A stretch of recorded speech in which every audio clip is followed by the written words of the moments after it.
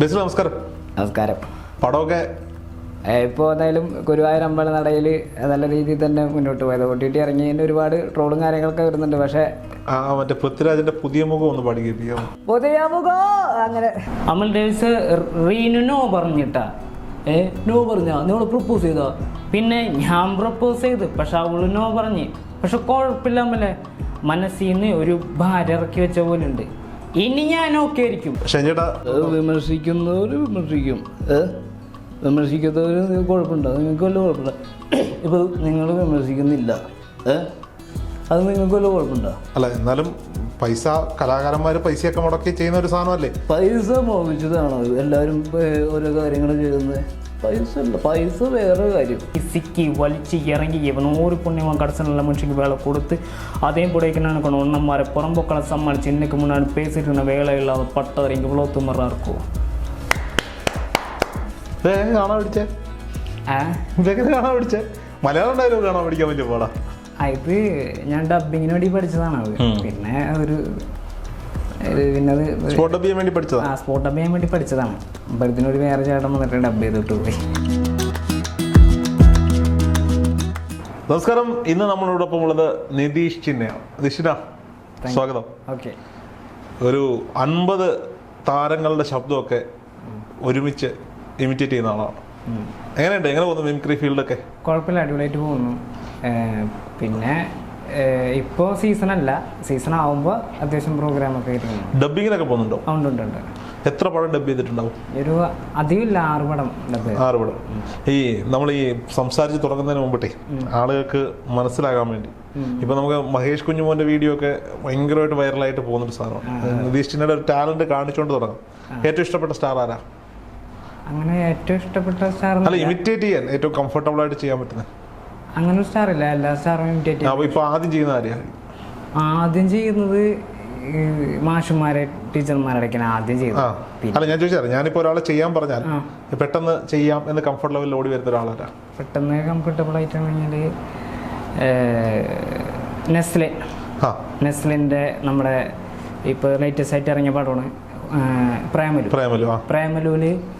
Reenu propose ചെയ്ത് കഴിഞ്ഞിട്ട് ഇവർ റിജക്റ്റ് ചെയ്തിട്ട് അമൽ ഡേവിസിന്റെ അടുത്ത് വരുന്ന ഒരു സീനാണ് അത്. രണ്ടുപേരെ ഒരുമിച്ച് ചെയ്യാൻ പോവാ.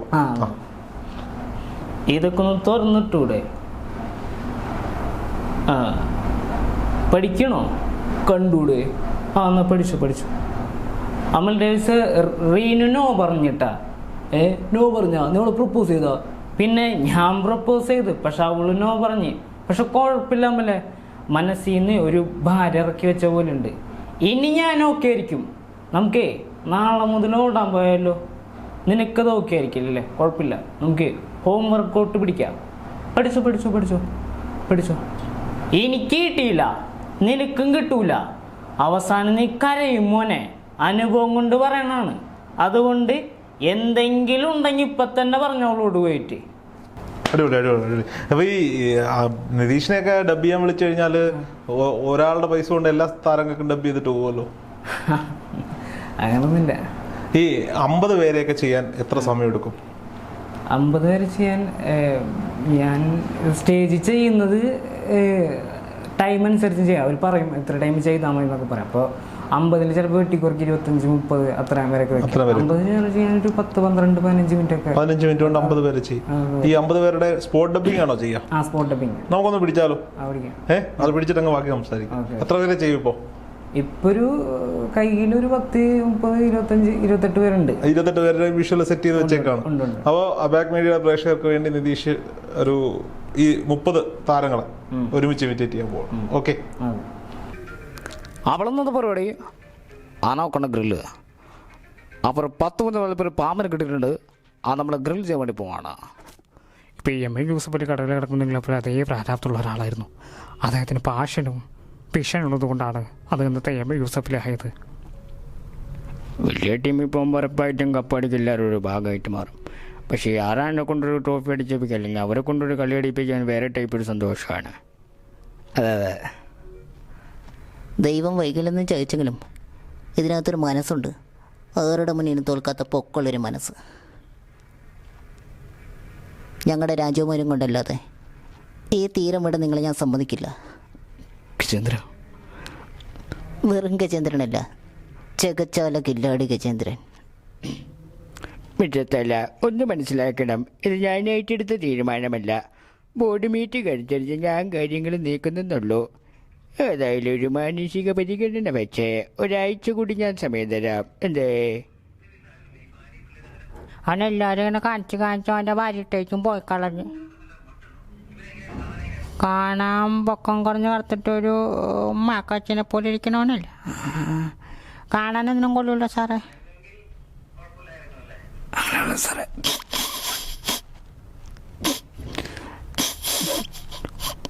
പോ സാറേ. വെറുതെ മത്സരിക്കാൻ നിൽക്കണ്ട, നീ തോറ്റു. കാരണം നിനക്ക് ജീവിക്കണമെന്ന് ആഗ്രഹമുണ്ട്. ഞാനത് പണ്ടേ പിടിച്ചത്. ഡാടാ നിരുപ, നീ എൻ്റെ തന്തയൊന്നുമല്ലല്ലോ. മോശം ഹാൻഡ്സ് വെക്കാൻ പാടില്ല, വെള്ളം കുച്ചാൻ പാടില്ല, ഷഡ് ഇടാനോ, ഇനി അതൊരു ബാനാണോ? നീ ഓവറണ്ട് പറഞ്ഞാണ്. മുമ്പ് ഒരു വാണിങ് നിനക്ക് തന്നാണ്. ഞാൻ തെറ്റിച്ചെന്നെ ഞാൻ പുതപ്പിക്കും. ഞാൻ കല്യാണമൊക്കെ അതിൻ്റെ സമയമാകുമ്പോൾ നടക്കും. നമുക്ക് 2 സ്മോളൊക്കെ അടിച്ച് നൈസ് മൂടായിട്ട് പോണതിൻ്റെ ഒരു ഇത്. മാരേജ് ഔട്ട് എന്ന് വെച്ചാൽ വല്ല ആളെന്ന് വിചാരിച്ചാ? എന്താ നിനക്കെന്നെ അടിക്കണ? പെണ്ണാന്ന് വെച്ചിട്ടുണ്ട്, അല്ലെ കാലത്ത് കുത്തറയിലടിച്ചേരെ. ഈ രാജേഷിനെ അടിക്കാനുള്ള ആരെയും നിനക്കണ്ട. നന്ന് കാണണല്ല, അടിയടി തന്നെ അടിക്കാൻ.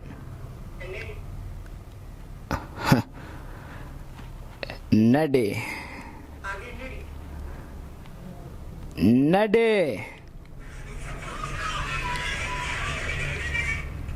அழமாட்டமா? நாள மாட்டேன். அடுத்தா துக்கம் விளைய போடும். துக்கம் விளைய போச்சுன்னா கோப்பை கழிச்சிடுவோம். கோப்பை கலைக்கூடாது, எதுக்கோ வெளியே போகக்கூடாது. மனசுக்குள்ளேயோ தூக்கி வச்சுட்டு இருக்க. ஒரு காசு விட்டு சார். சரி, சுபசித்தமாக இருக்குல்ல. ஆனால் நீ சுஜசமாக ஸ்மார்ட்டாக இருக்கு சார். எதுக்கு சார் அவனை? ஒரு கதை சொல்லிட்டு வந்து சார், சொந்த கதையா சார்? நம்பரா, நம்மக்கிட்ட காடு இருந்தால் எடுத்துக்கிடுவானவர், ரூபா இருந்தால் பிடிங்கிடுவானவர். ஆனால் படிப்பு மட்டும் நமக்கு தெரிய முடியாது ப்ரோ.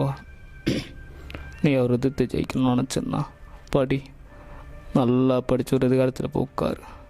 ஆனால் அது எழுதுனதுக்கப்புறம் அவனுக்கு நான் பண்ணுறத ஒரே அவனுக்கும் பண்ணாமல் பகை வளர்த்துற விட அது கிடக்கிறதா முக்கியம்.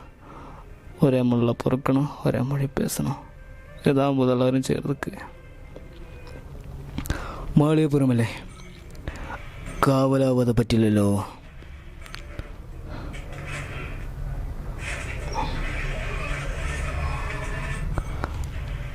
മാളികപ്പുറം അയ്യപ്പനെ കണ്ടിരിക്കും.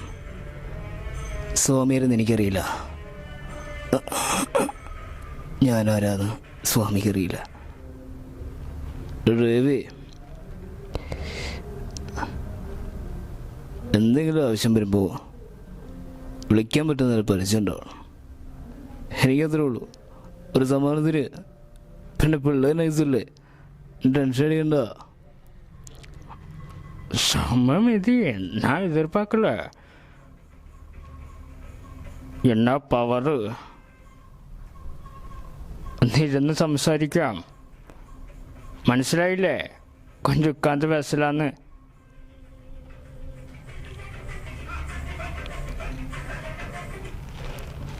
இல்லை, எந்த ரூபா கொண்டு போய் ரோஸ் பண்ணி கொடுத்துருக்க. 10 நிமிஷத்துக்கு வேறு வேலை செய்யல. ஒன்னொரு தடவை வரமாட்டா. கரண்ட் கட்டு, ஜெனரேட்டர் தண்ணி வசிக்கணுங்க தான் இருக்கா.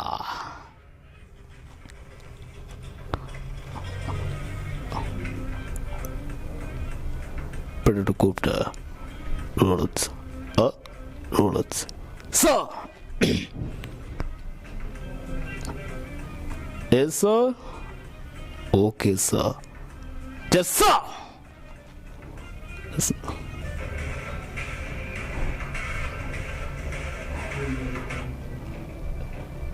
இந்த மாதிரி நேரத்தில் வீரெல்லாம் அடிக்கடி சொல்ல வார்த்தை தெரியுமா?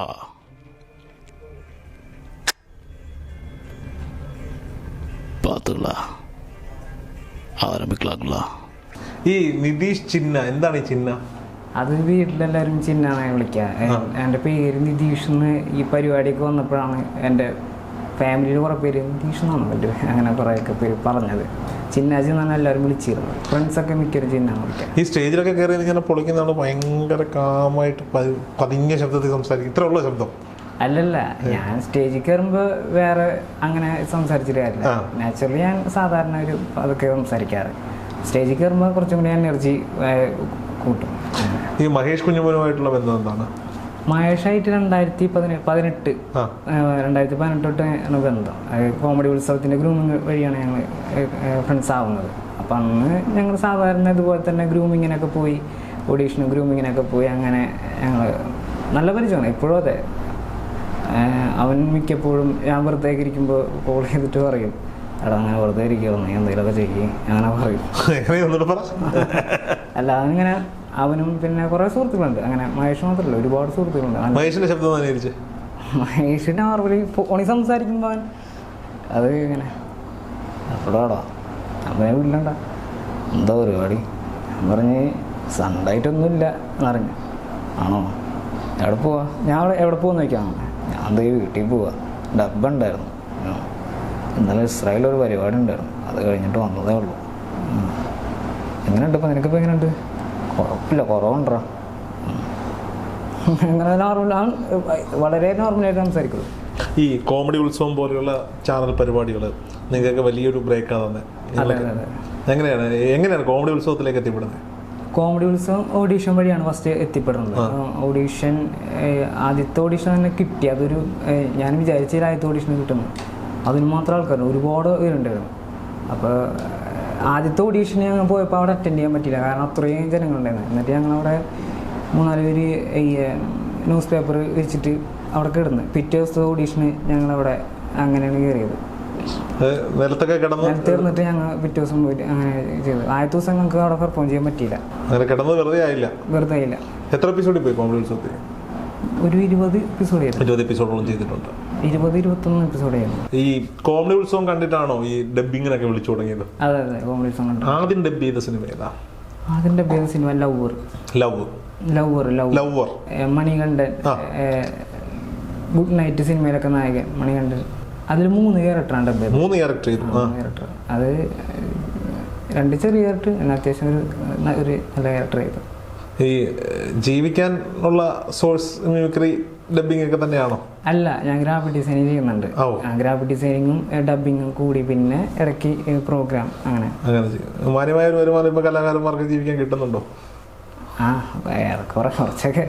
പിന്നെ പരിപാടി ഫ്ലവേഴ്സിൽ പ്രോഗ്രാം വൈൻഡപ്പായി. അപ്പോൾ അതുണ്ടായിരുന്നപ്പോൾ അത്യാവശ്യം കുഴപ്പമുണ്ടായില്ല. അത്യാവശ്യം നമുക്ക് പേയ്മെന്റും കാര്യങ്ങളൊക്കെ തരും. പിന്നെ മിമിക്രി പിന്നെ വല്ലപ്പോഴും ഉണ്ടാവാറുള്ളൂ, സ്ട്രോക്ക് അങ്ങനെ എപ്പോഴും ഉണ്ടാവാറില്ല, ഒരു സീസൺ ടൈമിലൊക്കെയാണ് ഉണ്ടാവുക. അപ്പോൾ കുഴപ്പമില്ല. പിന്നെ നമുക്കൊരു വരുമാനം, ജോബ് വേണം. അപ്പോൾ അതുകൊണ്ട് ഞാൻ ഗ്രാഫിക് ഡിസൈനിങ് തന്നെ പഠിച്ചത്. അങ്ങനെയൊക്കെ തട്ടിമുട്ടി പോകുന്നു അല്ലേ? അല്ല, ഞാൻ ചോദിക്കട്ടെ, ഈ മിമിക്രി ചെയ്യാൻ ട്രൂപ്പിൽ പോകുമ്പോൾ ഈ അനുകരണമല്ലാതെ വേറെ എന്തെങ്കിലും സ്കിറ്റ് അങ്ങനെ എന്തെങ്കിലുമൊക്കെ ചെയ്യുന്നുണ്ടോ? ഞാൻ ഈ ഡബ് ചെയ്യുന്ന സമയത്ത് ഞാൻ ശ്രദ്ധിച്ചോണ്ടിരിക്കുന്നത് മുഖത്തെ ഈ എക്സ്പ്രഷനൊക്കെ മാറി പോകുന്നത്. ഞാൻ ആദ്യം സ്കൂളിലൊക്കെ നാടകമൊക്കെ ചെയ്യുമായിരുന്നു. നാടകം, മിമിക്രി ഇതൊക്കെ തന്നെയായിരുന്നു. പിന്നെ സ്കിറ്റൊക്കെ ഇടയ്ക്ക് ചെയ്യാറുണ്ട്. പക്ഷെ അങ്ങനെ ഒരു സ്റ്റേജിൽ അങ്ങനൊന്നും അങ്ങനെയായിട്ട് ചെയ്തിട്ടില്ല. ജീവിതത്തിൽ ആദ്യമായിട്ട് അനുകരിച്ചത് എത്രാമത്തെ വയസ്സിലാണ്? അത് അറിയില്ല. ഒരു ചെറുപ്പത്തിലെ ഞാൻ മിമിക്രി പഠിക്കണം എന്ന് വിചാരിച്ച് ചെയ്തതല്ല. നോർമലി എങ്ങനെയോ വന്ന് എനിക്കറിയില്ല. എന്നോട് അമ്മ അവരൊക്കെ പറയും, ചേച്ചിയൊക്കെ പറയും, വീട്ടിൽ വരുന്ന ആളുകളെ നീ അവർ പോയി കഴിഞ്ഞാൽ അതേപടി അവരുടെ മാനറിസവും അവരുടെ ഇരുത്തും നടത്തും ഒക്കെ നീ അതുപോലെ ചെയ്യുന്നത്. എനിക്ക് ഓർമ്മയില്ല അങ്ങനെ ചെറുപ്പത്തിലെ തൊട്ട്.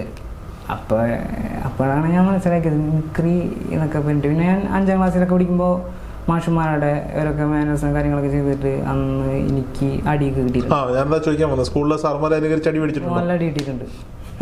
ഞാൻ അവർക്കറിയില്ല അതൊരു കലയാണ് അല്ലെങ്കിൽ അങ്ങനൊന്നും അറിയില്ല, കളിയാക്കൽ പോലെ അവർക്ക് തോന്നി. അപ്പോൾ അങ്ങനെ അടി അന്ന് അടിച്ച സാറുമാരെയൊക്കെ പിന്നീട് കണ്ടിട്ടുണ്ടോ ഈ കോമഡി ഉത്സവത്തിലൊക്കെ വന്ന് ഫേമസ് ആയതിനു ശേഷം? കണ്ടിട്ടില്ല. അവരോടൊക്കെ എന്തെങ്കിലും ഇപ്പോൾ പറയാനുണ്ടോ? ഇപ്പോൾ പറഞ്ഞോളൂ.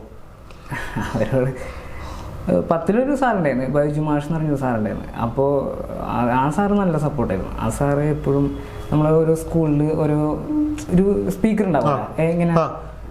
അപ്പോൾ മാഷിന് മിമിക്രി കാണാൻ വേണ്ടിയിട്ട് 10-ലൊക്കെ പഠിക്കുമ്പോൾ ഞാനാകെ നമുക്ക് ഒരു പേടി വരുന്നേ.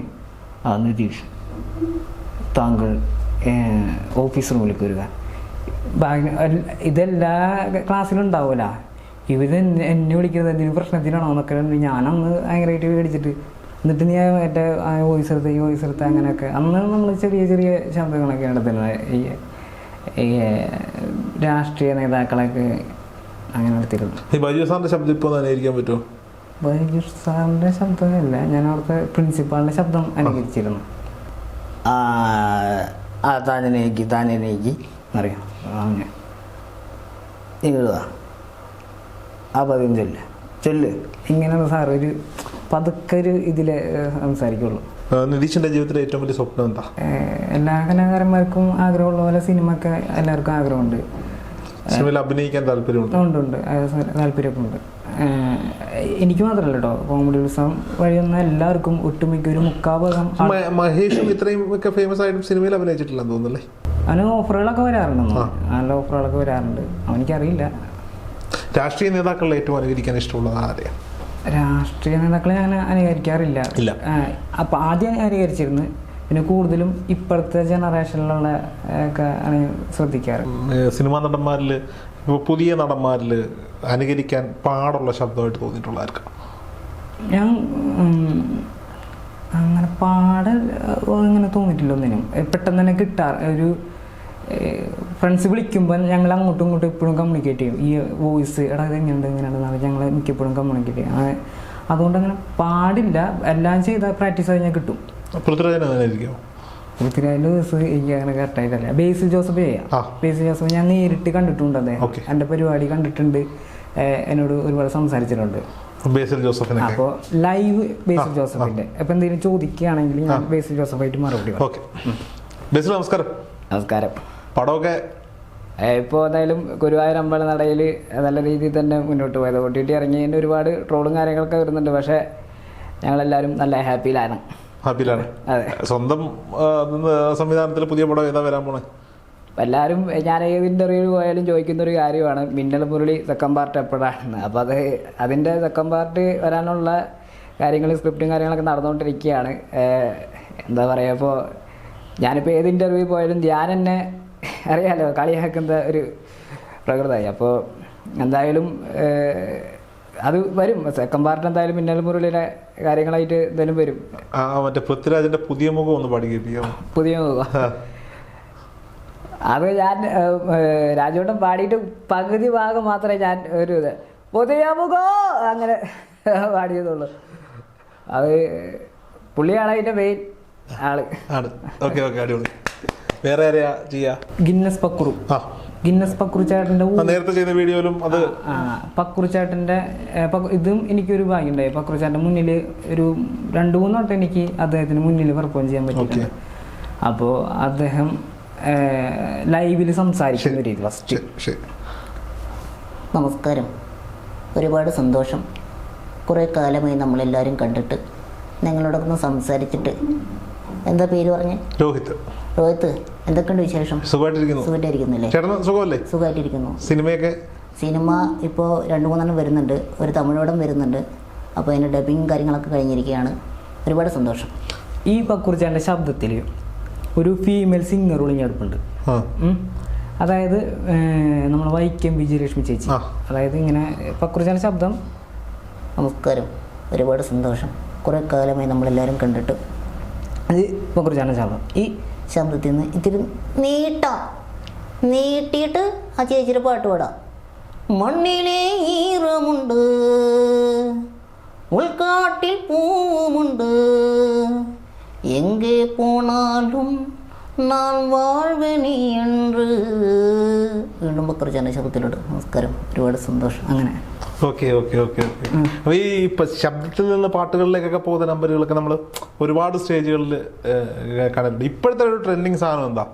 ഇപ്പോഴത്തെ ട്രെൻഡിങ് ആയിട്ടുള്ളത് ഒരു ഇൻ്റർവ്യൂസ് ആണ്. അപ്പോൾ ഷൈൻ ടോം ചാക്കോ അദ്ദേഹം 3 മോഡുലേഷനിലാണ് സംസാരിക്കുന്നത്. അതായത് ഇപ്പോൾ നോർമലി സംസാരിക്കുകയാണെങ്കിൽ ഷൈൻ ടോം ചാക്കോ നോർമലി ചോദിക്കുമ്പോൾ ഉത്തരങ്ങൾ പറയാനാണ് ഇപ്പോൾ പുള്ളി നോർമലി എന്തെങ്കിലും ചോദിച്ചു കഴിഞ്ഞാൽ ഷെഞ്ചേട്ടാ കേൾക്കാമോ? ഷെഞ്ചേട്ടാ, ഈ പടത്തിന് ഇങ്ങനെ ഒരുപാട് വിമർശനങ്ങൾ വരുന്നുണ്ട്. വിമർശനങ്ങളെ ഈ ചില യൂട്യൂബേഴ്സൊക്കെ പടത്തെ ഭയങ്കരമായിട്ട് വിമർശിക്കുന്നുണ്ട്. ഇതൊക്കെ തെറ്റാണെന്ന് പറയുന്ന ഒരു കൂട്ടം ആളുകളുണ്ട്. ചേട്ടാ, വിമർശിക്കുന്നവർ വിമർശിക്കും, വിമർശിക്കാത്തവർ കുഴപ്പമുണ്ടോ? നിങ്ങൾക്ക് വല്ല കുഴപ്പമില്ല. ഇപ്പോൾ നിങ്ങൾ വിമർശിക്കുന്നില്ല, അത് നിങ്ങൾക്ക് വല്ല കുഴപ്പമുണ്ടോ? അല്ല, എന്നാലും പൈസ കലാകാരന്മാർ പൈസയൊക്കെ മുടക്കി ചെയ്യുന്ന ഒരു സാധനമല്ലേ? പൈസ മോഹിച്ചതാണോ എല്ലാവരും ഓരോ കാര്യങ്ങൾ ചെയ്യുന്നത്? പൈസ അല്ല, പൈസ വേറെ കാര്യം. നമ്മളുടെ കലാകാര്യങ്ങൾ വേറെ. ചിലവർ ഇത് ജോലിയായിട്ട് എടുക്കുന്നവരുണ്ട്. ഞാൻ ജോലിയായിട്ട് എടുക്കുന്ന ഒരാളാണ്. എന്നാലും ഇതൊരു കലയല്ലേ ചേട്ടാ? അങ്ങനെ കലാപരമായിട്ടുള്ള കാര്യങ്ങൾ ചിന്തിക്കുമ്പോൾ നിങ്ങളൊരു കാര്യം കൂടി ചിന്തിക്കണം. ഈ പൈസ കല എന്നൊക്കെ പറയുന്നത്, ഇപ്പോൾ കല കൊണ്ട് നമ്മൾ റേഷൻ കട കൊടുത്തു കഴിഞ്ഞാൽ അരി കിട്ടുമോ? ഇല്ല. പക്ഷെ പൈസ കൊണ്ട് കൊടുത്ത കല കിട്ടത്തില്ല. പൈസ കൊണ്ട് കൊടുക്കുന്ന കല കിട്ടുന്നത് നിങ്ങൾക്ക്. ഇപ്പം ഞാനിപ്പോൾ ഇത് ജോലിയായിട്ട് കാണുന്നുള്ളൂ, നിങ്ങൾക്കുള്ള കുഴപ്പമുണ്ടോ? എനിക്ക് കുഴപ്പമൊന്നുമില്ല. നിങ്ങൾക്ക് തന്നെയല്ലേ കുഴപ്പം? അത് എനിക്കത് കുഴപ്പമില്ല. ഞാനിപ്പോൾ സിനിമ ഒന്നുമില്ലാണ്ട് ഞാൻ ഇൻ്റർവ്യൂ മാത്രം ചെയ്തുകൊണ്ട് നടക്കണം. ഇപ്പോൾ അത് പുള്ളി നോർമലായിട്ട്, പിന്നെ പുള്ളി കുറച്ചും കൂടി ഓവറായിട്ട് കഴിയുമ്പോൾ നിനക്കെന്തിനും കുഴപ്പമുണ്ടോ? അല്ല, ഞാനൊരു കാര്യം ചോദിച്ചോട്ടെ. ഇപ്പോൾ ഞാൻ ഏത് ഇൻ്റർവ്യൂ ചെയ്യുന്നാലും അത് ചോദിക്കുന്നൊരു ചോദ്യമാണ്, ഈ സാധനം കിട്ടുമെന്ന്. ഇതെന്ത് സാധനം അടിച്ചത്? ഇതിൻ്റെ പേരിൽ എന്തോരം പ്രശ്നങ്ങളുണ്ടായിരുന്നോ വീട്ടിൽ? സത്യത്തിൽ എന്ത് സാധനം അടിച്ചേ? നമ്മളൊന്നും പറഞ്ഞ കാര്യമില്ല. പോലെ പുള്ളി അതുകൊണ്ട് ധ്യാൻ ശ്രീനിവാസനായിരിക്കും. ജാൻജാന്റെ വോയിസ് അങ്ങനെ കറക്റ്റായിട്ട് പിടിക്കത്തില്ല. അല്ല, ഇന്റർവ്യൂ കിങ് അദ്ദേഹമാണല്ലോ. ഇന്റർവ്യൂ കിങ് അദ്ദേഹമാണ്. ഇപ്പൊ ഷൈൻ ടോമി ആണെങ്കിൽ മറ്റേ പരസ്പര ബന്ധമില്ലാത്ത കാര്യങ്ങൾ സംസാരിക്കാതെ. അല്ല, എന്നാലും പുള്ളി പറയുന്നതിനകത്ത് പല പോയിന്റുകളും ഉണ്ട്. ഒരു ഞാൻ ഏട്ടേണ്ട കാര്യങ്ങളാണ് നോക്കുക. ഞാൻ സെക്കൻഡ് ഹാഫ് വളരെ മോശമാണെന്നൊക്കെ അങ്ങനെ പുള്ളി വേറൊരു രീതിയിലാണ് സംസാരിക്കുക. ഇന്റർവ്യൂസ് ഒക്കെ നമ്മളിപ്പോൾ ഓൺ സ്ക്രീനിൽ ചെയ്യുന്നുണ്ടല്ലേ? ഇടയ്ക്ക് ചെയ്യാറുണ്ട്. ഓക്കെ. ഇപ്പോഴത്തെ ഒരു കലാകാരന്മാർ, നിങ്ങൾ സ്റ്റേജ് കലാകാരന്മാർ നേരിടുന്ന ഏറ്റവും വലിയ വെല്ലുവിളിയായിട്ട് തോന്നിയിട്ടുള്ളത് എന്താ? അങ്ങനെ ഇപ്പോഴും ഉണ്ട് കുറേയൊക്കെ. അങ്ങനെ ഭയങ്കരമായിട്ടൊന്നുമില്ല. പിന്നെ എനിക്കങ്ങനത്തെ ഒരു അനുഭവം ഒന്നും വന്നിട്ടില്ല. പഴയ ആൾക്കാർ കാണുമ്പോൾ പറയാറുണ്ട് ഇപ്പോഴത്തെ ഇതുപോലെ തന്നെ ജനറേഷനിലെ ഇപ്പോഴത്തെ ജനറേഷനിലൊക്കെ ഭയങ്കര സുഖമാണ്, ആദ്യമൊന്നും അങ്ങനെ ആയിരുന്നില്ല. ഒരു സ്ഥലത്ത് ചെല്ലുമ്പോൾ പൈസ ഇല്ല, ഫുഡില്ല, ഭയങ്കര ബുദ്ധിമുട്ടൊക്കെ ആയിരുന്നു പറയുന്നത്. അതൊക്കെ ഈ ഒരു സമയത്ത് മിമിക്രി എന്ന് പറയുന്നത് ഒരു മിമിക്രിയാണ് എന്ന് പറഞ്ഞാൽ ആദ്യം മോഹൻലാൽ, മമ്മൂട്ടി, സുരേഷ് ഗോപി, ജനാർദ്ദനൻ ചേട്ടൻ, പിന്നെ ഉമ്മൻചാണ്ടി, PS അച്യുതാനന്ദൻ, ഇതായിരുന്നു ഒരു സ്ട്രക്ചർ. നിങ്ങളൊക്കെ വന്ന് ഈ കോമഡി ഉത്സവമൊക്കെ വന്നതിന് ശേഷമാണ് മാറ്റിപ്പിടിച്ച പുതിയ ജനറേഷനിലേക്ക് ഇത് മൊത്തത്തിൽ വരും. വിചാരിക്കാത്ത ആളുകളുടെ വരെ വോയിസുകൾ നിങ്ങൾ കൊണ്ടുവന്നു. ഇപ്പൊ ഈ നേരത്തെ പറഞ്ഞതിനകത്ത് വിനായകൻ ചേട്ടന്റെ വോയിസ്, വിനായകൻ ചേട്ടൻ, അതൊന്നും കൂടി ഒന്ന് പറയാമോ? വിനായകൻ ചേട്ടൻ. എല്ലാവർക്കും നമസ്കാരമുണ്ട്. ഇന്ന് ഞാൻ തെളിഞ്ഞിടക്കും, മറ്റന്നാൾ വേറെ വരും. സിനിമ അപ്പോഴും ഉണ്ട്, എന്നെ തകർക്കാൻ പറ്റില്ലെന്നാണ് ഈ ക്യാമറയിൽ മുന്നേക്ക് നോക്കുന്ന ജനക്കൂട്ടം. സോ ആര് വന്നാലും വന്നില്ലെങ്കിലും സിനിമ ഉണ്ടാവും, ഈ ജനം ഉണ്ടാവും. എല്ലാവർക്കും നന്ദി, നമസ്കാരം. പുള്ളി സംസ്ഥാന അവാർഡ് കിട്ടിയപ്പോൾ പറഞ്ഞു ഒരു ഡയലോഗ് പറയാം. നമ്മുടെ ഞാൻ ഇന്നലെ ഒരു യൂട്യൂബ് നോക്കിയപ്പോൾ ജസ്റ്റ് ഒരു വീഡിയോ കണ്ടാണ്. അത് വോയിസ് അല്ല, നമ്മളെന്നെ ഫറീസിൻ്റെ ഒരു ഡയലോഗ് എന്നെ ധനുഷൊക്കെ പറയാം. അപ്പം പറഞ്ഞു കേട്ടതുപോലെ തന്നെ ആലിച്ചിരി ഹറാം പർപ്പ ചിറഫാദാൻ എല്ലടോ കുഞ്ഞുമോളെ ഒരു ലാർജ് മുടി ഒഴിച്ചു വെച്ചോ നീയേ പക്കച്ചായൻ്റെ ഒരു ആത്മബലത്തിന് താണ്ടിനി ഇപ്പോൾ മുതൽ നിന്നോട് അങ്ങോട്ട് സംസാരിക്കുന്നത് ചുമ്മാ വെറുതെ 5.3 ജോണി വാക്കർ അടിച്ച വാരല്ല, സാക്ഷാൽ ലാഹിയിൽ വക്കച്ചിൻ്റെ സീസണിൻ്റെ പൊളിറ്റീഷ്യനായിട്ടാ ഈ സ്റ്റേറ്റിൻ്റെ ഹോം പോളിയെ കൈകാര്യം ചെയ്യുന്ന the powerful second in command of state cabinet. പറയും എന്നാ വേണം നിനക്ക്? ടെൽ മീ ഒരു പ്രൈസ്.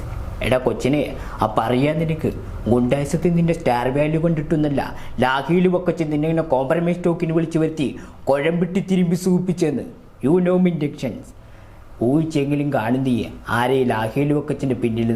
എടാ നാറി, നിന്റെ ഈ മൂക്കിൻ്റെ ചോട്ടിലെ പോരുണ്ടല്ലോ, അതിങ്ങനെ സിനിമാ സ്റ്റൈലിൽ മേപ്പൂട്ടി പിരിച്ച് കയറ്റി വെച്ചാൽ പേടിക്കുന്ന മന്ത്രിമാരും നേതാക്കന്മാരും കാണും. അതങ്ങ് ബോംബെയിൽ. എടാ ലാഹിയിൽ വക്കച്ചും തിരുവനന്തപുരത്തിൻ്റെ സ്റ്റേറ്റ് കാർ ഓടിച്ച് കൊച്ചി വരെ ഇതുവരെ ഒലെത്തിയത് നിന്റെ ഈ പൂട പിരിക്കുന്ന ഷോ കാണാൻ വേണ്ടിയിട്ടല്ല, നിന്നെ കൂടെ അനുസരിപ്പിക്കാനാ. താണ്ടിതിനേക്കാൾ നീളമുള്ള പൂട ഒരുപാട് കണ്ടിട്ടുണ്ട് ലാഹിയിൽ വക്കച്ചൻ എൻ്റെ നാട്ടിൽ. Okay okay okay okay. ഞാൻ ധനുഷിൻ്റെ ഇതുപോലെ എത്തിയിട്ട് പറഞ്ഞു, ഞാൻ കുറേ സ്ഥലത്ത് ചെയ്തിട്ടുണ്ട്. എന്നാലും എനിക്കത് ഭയങ്കര ഇഷ്ടമാണ് ചെയ്യാൻ. എൻ്റെ VIP സിനിമയിലായ ഒരു ലെങ്ത് ആയിട്ട് പറഞ്ഞു என்னடா பண்ணுவேன்? ஏண்டா வெள்ளப்பண்ணி எந்த வேலையும் செய்யாமல் தகுதியான படிப்பு இல்லாமல் உங்கள் அப்பா பணக்காரங்க ஒரு ஒரே காத்துக்காக நோகாமல் நேர முதலாளி சொல்ல உட்காந்த உனக்கே இவ்வளோ திமிரு இருக்கே. அப்பா அம்மா கஷ்டப்பட்டு ஸ்கூலுக்கு டொனேஷன் கட்டி எல்கேஜ் 10 வரைக்கும் ஃபெயிலாக படித்து 10 லைசெல்லாம் குரூப்பெல்லாம் விட்டுட்டு எந்த குரூப்பில் தஞ்சின முடியும் கஷ்டமான குரூப்பை எடுத்து ஃபிசிக்ஸுக்கு ஒரு டியூஷன், கெமிஸ்ட்ரிக்கு ஒரு டியூஷன், மேத்ஸுக்கு ஒரு டியூஷன், ஒரு அலைஞ்சருக்கு ஃபீஸனை பெற்றவன ஒரு அலையை விட்டு பப்ளிக் எக்ஸாமில் பாஸ் ஆகி நைட்லாம் ஃப்ளாஸ்கில் டீ வச்சு படித்து காலையில் எழுந்திரிச்சு படித்தாலும் மார்க்கும் பத்தாமல் TNPS தனியாக 2 மாதம் உட்காந்து படித்து அதில் கட்டோ மார்க் லூசர்ஸாக போய் அம்மா நகை அடமானம் வச்சு காலேஜில் சீட்டு வாங்கி ஃபர்ஸ்ட் இயர் 4th இயர் மொத்தமாக கிளியர் பண்ணி இந்த சொசைட்டிக்குள்ளே நுழைஞ்ச இந்த சொசைட்டியில் வேலையிலான செருப்பால் அடித்து ரோரா வேலை தேடி அலைஞ்சு 3 வருஷம் 4 வருஷம் வீட்டில் தண்டமாக உட்காந்து அப்பா அண்ணன் தண்டச்சோறு டெட்டி சாப்பிடணும். ஒவ்வொரு சாப்பாடு தொழிலில் சிக்கி வலிச்சு இறங்கி இவன் ஒரு புண்ணியமாக கடைசி நல்ல மனுஷனுக்கு வேலை கொடுத்து அதையும் பிடிக்கணும் எனக்கு ஒன்றை மாதிரி புறம்போக்களை சமாளிச்சு இன்னைக்கு முன்னாடி பேசிட்டு இருந்த வேலை இல்லாத பட்டவர் இங்கே இவ்வளோ திமிராக இருக்கும். കാണാൻ പഠിച്ചേ? ഇതെങ്ങനെ കാണാൻ പഠിച്ചേ? മലയാളം ഡയലോഗ് കാണാൻ പഠിക്കാൻ പറ്റിയ പാടാ? ഇത് ഞാൻ ഡബിങ്ങിന് വേണ്ടി പഠിച്ചതാണ്. അത് പിന്നെ അതൊരു പിന്നെ സ്പോട്ട് ഡബ് ചെയ്യാൻ വേണ്ടി പഠിച്ചതാണ്. സ്പോട്ട് ഡബ് ചെയ്യാൻ വേണ്ടി പഠിച്ചതാണ്. അപ്പോഴത്തേനൊരു വേറെ ചേട്ടൻ വന്നിട്ട് ഡബ് ചെയ്തിട്ട് പോയി. അപ്പൊ ഇത് മലയാളത്തിൽ ഇങ്ങനെ നീണ്ട ഡയലോഗ് ചെയ്താ അറിയാവുന്ന ചെയ്യുന്നത്? സഞ്ജു സാംസനോട് എന്തെങ്കിലും ചോദിച്ചാൽ ഞാൻ ട്രൈ ചെയ്യാം. ഞാൻ അത്ര സ്പെഷ്യൽ അല്ല വിളിക്കുന്നത്. Okay okay. സഞ്ജു ഭായി നമസ്കാരം. നമസ്കാരം ചേട്ടാ. സഞ്ജു ഭായി എങ്ങനെയാണ് ഇത്രയും വലിയ ആളായിട്ടൊക്കെ ഇങ്ങനെ ഒന്ന് സിമ്പിളായിട്ടൊക്കെ ഇരിക്കാൻ പറ്റുന്നത്? ഇല്ല, അത് നമ്മൾ സാധാരണ സിമ്പിൾ തന്നെയാണല്ലോ. ഇപ്പോൾ നമ്മൾ വേൾഡ് കപ്പ് അടിച്ചു, അപ്പോൾ അതിൻ്റെ ഒരു പാർട്ടിയും കാര്യങ്ങളൊക്കെ ഉണ്ടായിരുന്നു. അപ്പോൾ അതിന് വേണ്ടിയിട്ടാണ് നമ്മൾ എത്ര വലിയ നിലയിലെത്തിയാലും നമ്മൾ ഈ സിംപ്ലിസിറ്റി കളയാൻ പാടില്ല. ഈ മലയാളിയൊക്കെ സാധാരണ ഇന്ത്യൻ ക്രിക്കറ്റ് ടീമിലൊക്കെ ചെന്ന് കഴിയുമ്പോൾ അഹങ്കാരികളാണെന്നാണ് പൊതുവെ അവരൊക്കെ പറയുന്നത്. അതിന് ചുമ്മാ പറയുന്നത്, അതൊക്കെ വെറുതെ പറയുന്നത്. അങ്ങനെ ആരുമില്ല. അങ്ങനെ അഹങ്കാരികളായിട്ട് അങ്ങനെ മലയാളികൾ നല്ല പൊതുവെ ആരും ക്രിക്കറ്റിലുള്ളവരും അഹങ്കാരികളല്ല. ക്രിക്കറ്റ് കളിക്കുന്നവരൊക്കെ പാവങ്ങളാണ്. കുറച്ചും ബംഗ്ലാദേശുകാർ കുറച്ചും കൂടിയും ആണെന്ന് പറയുന്നത്. അവർ പ്രശ്നക്കാരാ? അവർ കുറച്ച് പ്രശ്നക്കാരാ. ഓക്കെ. ഇതേ വോയിസിൽ തന്നെ ചെറുതായിട്ട് നമ്മൾ ആറാട്ടാണ് സന്തോഷ് വർക്കി. ഞാൻ ടർബോ സിനിമ ഉണ്ട്, അല്ലെന്നുണ്ട്, കോമഡി ഉണ്ട്, ആക്ഷൻ ഉണ്ട്, മ്യൂസിക് ഉണ്ട്. എല്ലാവരും ഒരു മാസ് എൻ്റർടൈൻമെൻ്റ് ആണ്. ഫാമിലിക്ക് ഇഷ്ടപ്പെടും, എല്ലാവർക്കും ഇഷ്ടപ്പെടും. തൻ്റെ അമ്മായിയോടോ കാശ് വാങ്ങിയിട്ട്? ഞാൻ കാശ് വാങ്ങിയിട്ടില്ല. ഇതാണ് പുള്ളി. പക്ഷേ രാത്രി ആ മകമൻ്റെ എനിക്ക് ഒരുപാട് ഇഷ്ടമാണ്. മകമൻ ഗൂട്ടാണ്, ഹോട്ടാണ്. ഇത് പുള്ളി നൈറ്റ് പറയണത്. പക്ഷേ ഇതെൻ്റെ കൂട്ടുകാരൻ പറഞ്ഞതാണ്, ബേസിൽ ബെന്നി പറഞ്ഞ സംഭവം കണ്ടന്റ് ആണത്.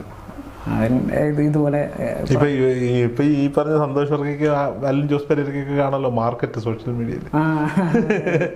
റിയാസ് ഖാനാണ് അടിച്ചു കയറി ട്രെൻഡിങ്ങാ. എല്ലാവർക്കും അടിച്ചു കയറി വായോ? അത് നോക്കാം. അതിന് മുന്നേ ഭയങ്കരമായിട്ട് ക്ലിക്കായതിന് കൊച്ചിരാജ എന്ന സിനിമ. കൊച്ചിരാജയില് നമ്മളെല്ലാം സാധാരണ തെറ്റിൻ്റെ ഭാഗത്താ. സത്യാവസ്ഥ മീനാക്ഷി പറഞ്ഞപ്പോഴറിഞ്ഞേ. Sorry for everything. എല്ലാവരും അടിച്ചു കയറി വായോ. അപ്പോൾ നിതീഷെ, കൂടുതൽ വിവരങ്ങളിലെത്തട്ടെ. ഞങ്ങളുടെ എല്ലാവിധ ആശംസകളും നമ്മൾ ഒപ്പം ഉണ്ടാവും. നല്ല ഡബ്ബിംഗ് ആർട്ടിസ്റ്റ് ആവട്ടെ, സിനിമയിൽ നല്ല വേഷങ്ങൾ കിട്ടട്ടെ, മിമിക്രി വേദികളിൽ തകർക്കണം. Okay, thank you.